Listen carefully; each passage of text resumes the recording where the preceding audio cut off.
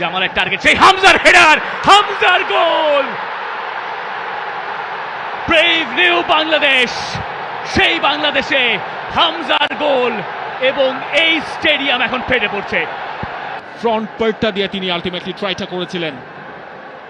ফাহমিদুল এখনো তার কন্ট্রোলে, সেখান থেকে সাদ, এবং এই দুজনের মধ্যে বেশ কিছু পাসিং কিন্তু আমরা দেখছি এই ম্যাচের শুরু থেকেই। বাংলাদেশি পায়ে বলটা রাখছে, যেটা এক্সপেক্টেড ছিল বাংলাদেশের কাছ থেকে। জামাল,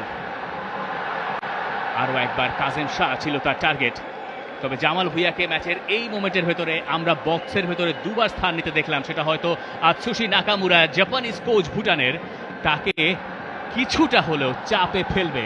জামালকে এত তাড়াতাড়ি আমরা বক্সের ভেতরে এত প্রেজেন্স তার কমই দেখি, এবং তিনি যেখানে আজ স্টার্ট করেছেন সেটা গোল থেকে আরো কাছে। ক্লাবে তিনি যেখানে খেলছেন এই সিজনে ব্রাদার্স ইউনিয়নের হয়ে, সেখান থেকে আরো বেশ অ্যাডভান্স পজিশনে। কাজেম শাহর পাস রাকিবের কাছে, রাকিবের শট, আরো একবার সেটা আটকে দিয়েছেন তেনজিন। বাংলাদেশের প্রথম কর্নার কিক ম্যাচের ৫ম মিনিটে।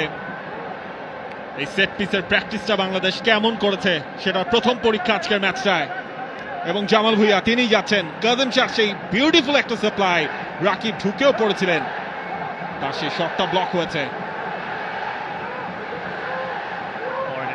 জামাল, সেখানে বাংলাদেশের সেন্টার ব্যাকে যেমন স্থান নিয়েছেন হামজা চৌধুরীও।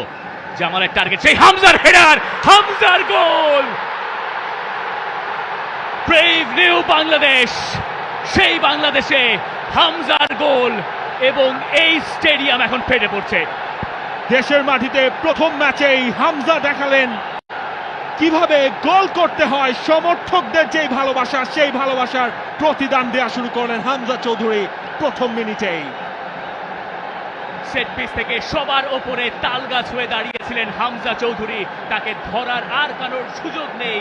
হামজা তার দ্বিতীয় ম্যাচেই গোলের দেখা পেয়ে গেলেন। হামজা যখন থেকে বাংলাদেশের জার্সিটা গায়ে চাপিয়েছেন, এরপরে প্রথম গোলটা তার কপালেই লেখা ছিল। আর কি কপাল, গোলটাও তিনি করলেন কপাল দিয়েই।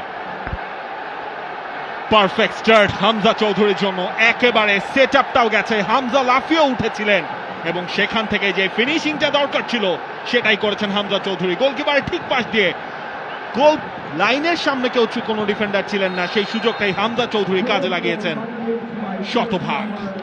ভুটান অবশ্য এই ক্ষেত্রে বেশ হতাশ হবে। সেট পিস থেকে যদি আপনি একজন ফুটবলারকে মার্ক করতে চান স্পেসিফিকলি, সেটা এই হামজা চৌধুরী হওয়ার কথা ছিল, কিন্তু সেই কাজটা তারা ঠিকঠাক করেনি। হামজা চৌধুরী তার মার্কারদের অনেক পিছনে ছিলেন। তিনি যখন রান মেক করলেন জামাল ভুঁইয়ার বলটা, ততক্ষণে ফ্লাইটটা ল্যান্ড করেছে। হামজা আনমার্কড অবস্থায় বলটা দিয়েছেন, সেই জায়গায় ঠেকানোর কোনো সুযোগ ছিল না। সেই রিপ্লেটা আপনি বারবার দেখতে চাইবেন। জামাল ভুঁইয়ার ক্রস থেকে হামজার গোল। Jamal Hamza duo is alive. For more updates, subscribe to our YouTube channel and click on the bell icon. Follow us on Facebook and Instagram.